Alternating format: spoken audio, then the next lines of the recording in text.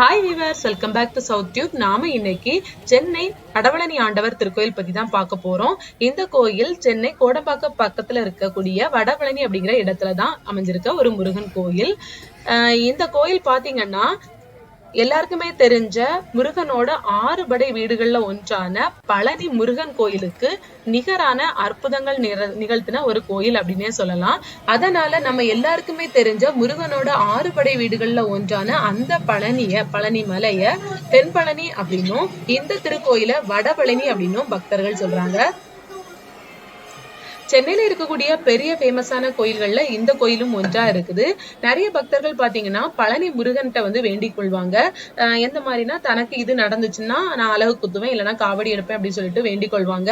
Suppose அவங்களுக்கு வந்து அந்த வேண்டுதல்கள்லாம் நிறைவேறின பிறகு அவங்களால பழனி முருகன் கோயிலுக்கு போக முடியாத நிலைமை வரும். அப்படி இருக்கிற பக்தர்கள் வந்து அந்த வேண்டுதல்கள் நிறைவேறின உடனே அந்த வேண்டிக் கொண்டிருப்பாங்கல்ல, அலகு குத்துறது இல்லைன்னா காவடி எடுக்கிறது, அந்த மாதிரி விஷயங்களை வந்து இந்த கோயிலே வந்து நிறைவேற்றுறாங்க.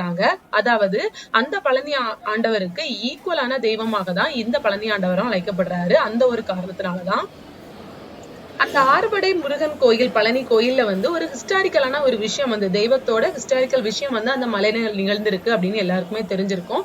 இந்த கோயில்ல அப்படி என்ன அதிசயம் நிகழ்ந்திருக்கு அப்படிங்கறத வந்து என்ன காரணத்தினால அந்த கோயிலுக்கு ஈக்குவலா அழைக்கப்படுது அப்படிங்கறத இனி பார்க்கலாம். இந்த கோயில் முருகன் மேல தீவிரமான பக்தி கொண்ட ஒரு பக்தரால உருவாக்கப்பட்ட திருக்கோயில் தான் இது. அண்ணாசாமி நாயக்கர் அப்படிங்கிற ஒருத்தரால உருவாக்கப்பட்ட கோயில் இது. ஒருமுறை அவருக்கு தீராத வயிற்று வலி வந்திருக்கு. அதனால அவர் நிறைய முருகன் கோயில போய் வழிபட ஆரம்பிச்சிருக்காரு. தன்னோட வயிற்று வலி தீரணும் அப்படிங்கிறதுக்காக அவர் இப்படி ஒவ்வொரு இடமா மழை வெயில் பாராது வந்து போயிட்டு இருந்ததுனால அவரோட கனவுல முருகன் தோன்றி, உன்னோட இடத்திலேயே நான் இருக்கேன், நீ எதுக்கு எல்லா இடமும் என்னை தேடி அலைகிற அப்படின்னு முருகப்பெருமான் சொல்லியிருக்காங்க. அதே மாதிரி ஒரு தடவை பழனிக்கு போயிட்டு படியில வந்து இறங்கி வர நேரத்துல அவர் வந்து ஒரு கடையில முருகனோட ஓவியத்தை பார்த்து அப்படியே நின்றுருக்காரு. ஆனா அவரால் வாங்க முடியல, பணம் இல்லாத காரணத்தினால. கடைக்காரரோட கனவுல முருகப்பெருமான் தோன்றி அந்த போட்டோவை அண்ணாசாமி நாயக்கர்கிட்ட கொடுக்கும்படி சொன்னதாகவும், மறுநாள் வந்து அண்ணாசாமி நாயக்கர்கிட்ட அந்த போட்டோ வந்து கிடைக்கப்பட்டிருக்கு. உடனே அண்ணாசாமி நாயக்கர் என்ன நினைச்சிருக்காங்கன்னா, முருகப்பெருமானே தன்னை வந்து இந்த போட்டோவை வச்சு வழிபடுமாறு, தன்னோட இடத்திலே வச்சு வழிபடுமாறு கேட்டுக்கொண்டதா நினைச்சு அவர் அப்படியே தொடர்ந்து இப்ப இந்த கோயில் இருக்கிற இடத்துல, முன்னாட்கள்ல அந்த இடத்துல இருந்திருக்கலாம், அந்த இடத்துல தன்னோட வீட்டிலேயே வச்சு வழிபட ஆரம்பிச்சிருக்காரு. நாளடைவுல அவர் வந்து ஒரு சித்தர் மாதிரி ஆக ஆரம்பிச்சிருக்காரு. அவரோட பெயர் வந்து நாயக்கரா இருந்தாலும் நாளடைவுல தம்பிரான் அப்படிங்கிற பேரா மாறி இருக்கு. தம்பிரான் அப்படின்னா உயர்வானவர் அப்படிங்கிற பொருள்படுமா. அதாவது எல்லாத்துக்கும் முதன்மையானவர், அவர்கிட்ட கேட்டுட்டுதான் எல்லா விஷயத்தையும் செய்வாங்க, அந்த மாதிரி ஒரு மீனிங்ல வரும். அவர் சொல்ற அருள்வாக்கு எல்லாமே உண்மையாக இருக்கிறதுனால மக்கள் மத்தியில அவர் சித்தரா வந்து தெரியப்பட்டிருக்காரு. அவரோட மறைவுக்கு பின்னாடி ராமசாமி செட்டியார் அவர் வந்து தம்பிரானா பொறுப்பேற்கிறாரு, அதாவது அருள்வாக்கு சொல்றவரா. அடுத்தது 3ஆவதாக பாக்கியரத்னம் அவர் வந்து அருள்வாக்கு சொல்றவரா, தம்பிரானா வந்து மாறி இருக்காரு. அவரோட காலகட்டம் 1920 அந்த நேரத்துல இருந்திருக்குது. அப்போதான் கோயில் வந்து கற்கோயிலா எழுப்பப்பட்டிருக்கு. ராஜகோபுரமும் அப்போதான் கட்டப்பட்டிருக்கு. ராமசாமி செட்டியார் தம்பிரானா இருக்க காலகட்டத்துலதான் பழனி ஆண்டவரோட சிலை வந்து அப்படியே தென்பழனி கோயில்ல எப்படி இருக்குமோ அது மாதிரியே இந்த கோயில அமைச்சிருக்காங்க. இந்த கோயில்ல நடந்த முருகன் வள்ளி தேவியானி திருக்கல்யாண காட்சியை இப்ப நீங்க பார்க்க போறீங்க.